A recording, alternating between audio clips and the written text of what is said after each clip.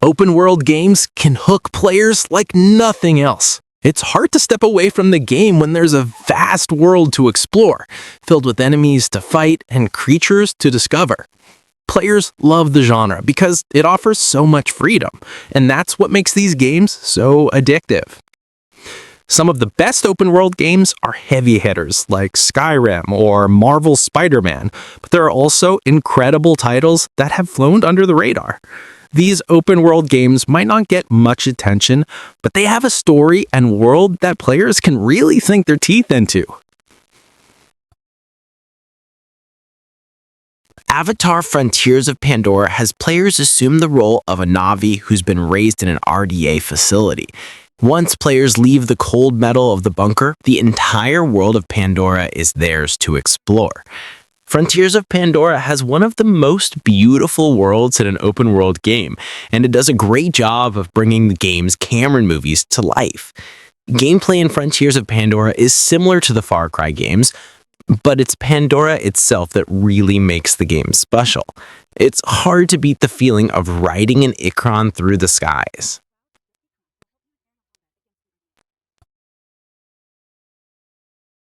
Days Gone blends motorcycle culture with zombie hordes, and it's an incredible combination. While the game got mixed reviews when it launched, it's gone on to become a cult classic, and many rate it as one of the most underrated open-world games of all time. In Days Gone, players ride a motorcycle across a post-apocalyptic version of the Pacific Northwest, battling freakers, the game's version of zombies, along the way. A Days Gone Remastered came out earlier this year, so now is the perfect time for players who missed it the first time around to give the game a second chance. Usually, Far Cry games are set in far-off locations, but Far Cry 5 takes place in Montana and is focused on a religious cult. The familiar location is a stroke of genius. Early on, players will catch a glimpse of the villain's giant statue through the window of a helicopter, and it's a moment that will send chills down their spine. The game gets off to a strong start, but taking out cult members in the heart of America never gets tiring. Even though this story isn't closely tied to current events, the creepy cult setting remains terrifying. Gamers who loved Donkey Kong Bonanza won't want to miss the Incredible Hulk Ultimate Destruction. The game features an open-world environment with destructible elements, allowing the Hulk to finally let loose. It does a great job of bringing the Hulk to life, and the fact that players unlock more powers throughout the game keeps things interesting. When the game was initially released in 2005, it didn't make much of a splash, but maybe it was just ahead of its time. Destroying the wings of the Hulk is an experience like nothing else, and that makes the game worth going back to. Mafia 3 got a mixed reception at launch, and because of that, it's often overlooked. The game isn't shy about tackling racism and segregation in the South during the 60s, and the documentary-style approach is rare to see in open-world games. It helps that Lincoln Clay is an incredible protagonist navigating trauma from the war. Gameplay in Mafia 3 bears a strong resemblance to GTA, which could make or break players' enjoyment. While not everyone will enjoy the period sandbox setting, the licensed soundtrack is unbeatable, and exploring New Bordeaux while listening to 60s hits will never get old. The Simpsons Hit Run sets its home from its opening moments, when players drive around Springfield as Homer. This isn't just a Simpsons game. It actually makes players feel like they're in The Simpsons. Even though the game came out in 2003, it's aged perfectly, and the jokes are still funny and quotable. Combining GTA gameplay with The Simpsons is a brilliant idea, and driving around and causing havoc offers endless fun. Sadly, Hit and Run never got a sequel, and many players are still hoping to see a remake to this day. Assassin's Creed Syndicate is a victim of bad timing. It launched when players were burned out on annual releases, and just before the series changed its formula with Assassin's Creed Origins. That's a shame because Syndicate is one of the most underrated entries in the franchise, with dual protagonists and an explorable version of London. Players can switch between Jacob and Evie, who each have distinct playstyles, which keeps things interesting. It helps that there are great side activities, like fight clubs and bounty hunts. Even the DLC, especially a Jack the Ripper expansion, is overlooked. It's a fun, kinetic adventure that's well worth revisiting for current Assassin's Creed fans. When gamers think of Rockstar games, titles like Grand Theft Auto and Red Dead Redemption usually come to mind, but Bully stands out as a one-and-done release that still holds up today. Despite early controversy around its subject matter, it's a bona fide classic. What really gives it that GTA with kids feel is the mini-games.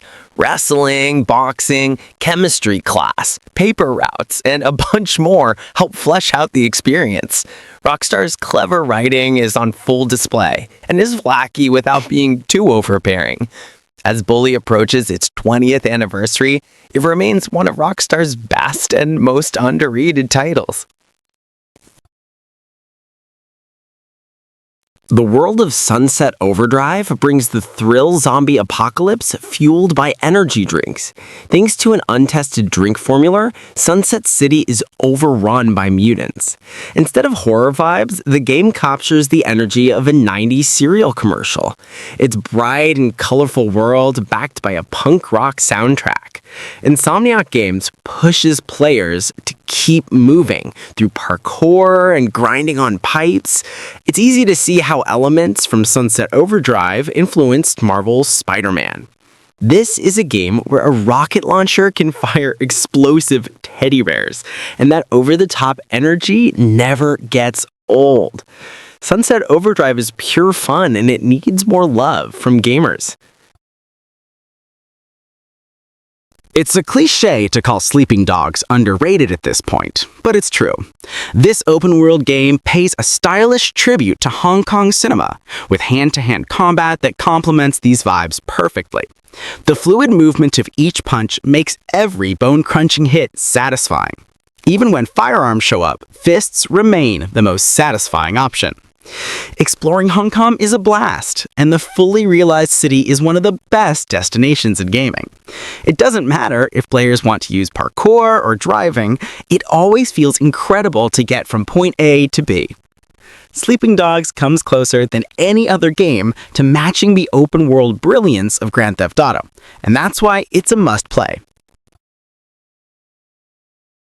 Biomutant is one of those games that slipped under the radar, but it actually delivers a weird, beautiful open-world experience unlike anything else out there. You play as a mutated creature in a post-apocalyptic land where nature has reclaimed everything. Forests, ruins, scrapyards, toxic swamps, all of it overflowing with personality. The best thing about Biomutant is its freedom of playstyle. Want to be a sword-wielding ninja, a gun-blazing mutant with telekinesis, a wandering monk who beats enemies with martial arts? The game lets you shape your own fighting style without limits, and the combat feels fast, flashy, and chaotic in the best way possible.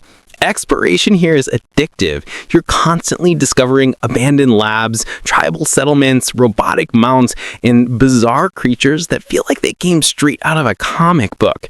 Every corner of the map has something new. A new weapon, a side quest, or a quirky character who speaks in riddles and wisdom. But what truly makes Biomutant underrated is its atmosphere and tone. It's charming, colorful, hopeful, even in a world that has technically ended. The narration gives it a fairy tale charm, and the moral choices you make actually change how the story unfolds. Light or dark, hero or destroyer, the fate of the Tree of Life is in your hands. It's not the most polished open world game, but it's creative, experimental, and memorable. Biomutant dares to be different, and it absolutely goes hard from start to finish.